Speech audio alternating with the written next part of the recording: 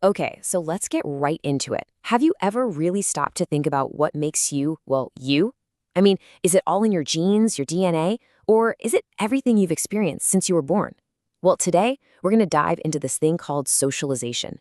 It's this amazing lifelong process that basically teaches us the rules of the game of life, and it's what turns us into functioning members of society. So here's how we're going to break it down. We're kicking things off with that age-old debate, nature versus nurture. Then we'll get into what I like to call the social scorecard, all those unwritten rules. We'll talk about our very first teachers and why this whole thing is a journey that never really stops.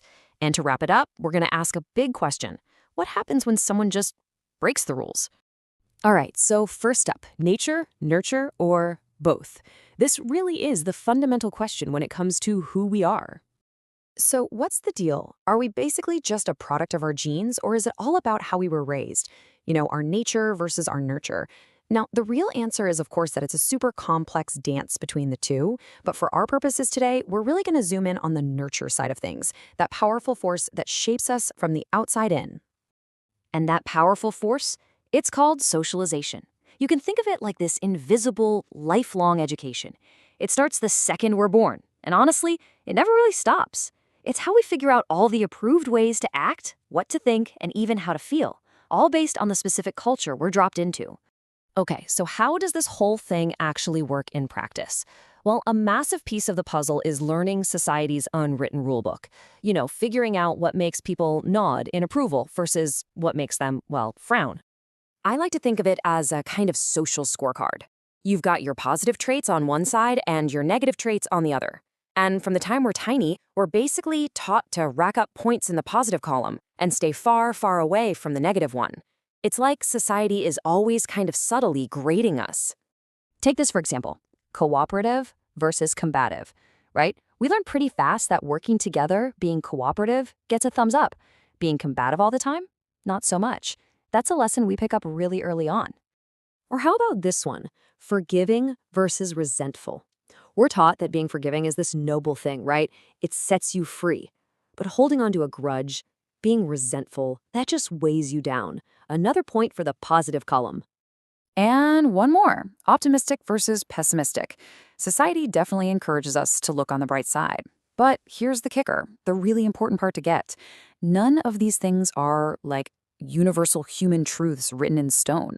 They're values. They are taught to us. It's like we're handed a script by our society on day one. So if we're all being handed this script, who are the writers? Who are our first teachers in the school of life? Well, let's meet them.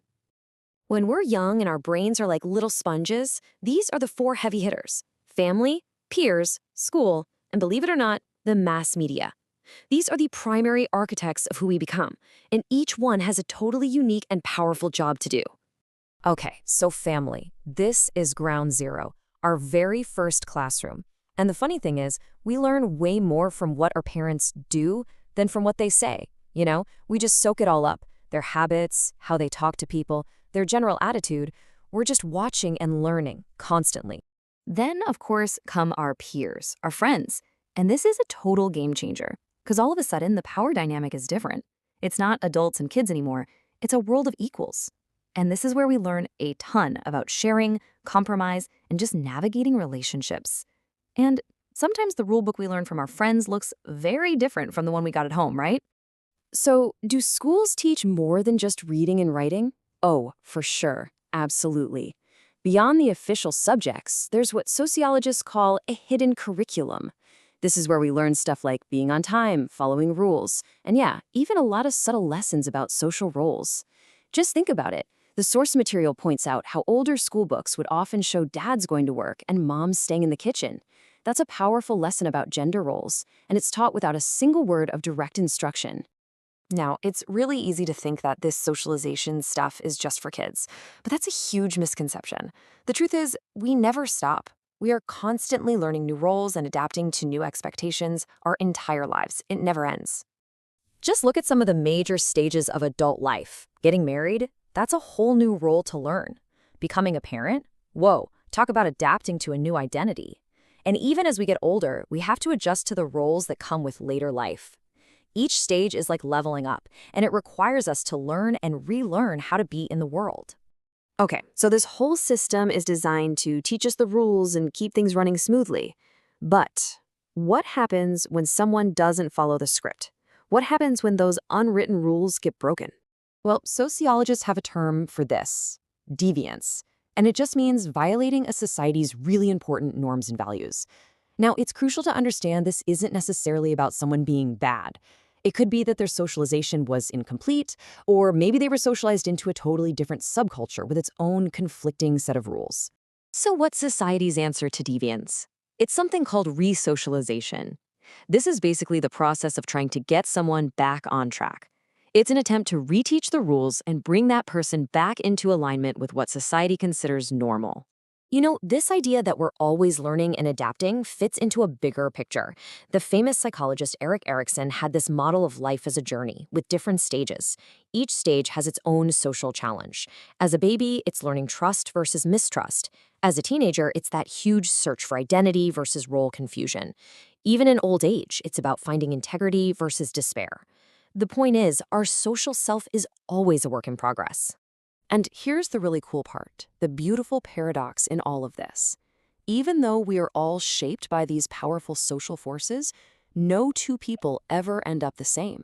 The outcome is always a totally unique personality. Your specific mix of family, friends, school, and life experiences, it all combines to create a you that has never existed before and will never exist again. So, as we finish up, I want to leave you with a final question to chew on. Socialization teaches us how to belong, right? How to fit in. But what happens when belonging comes with a price?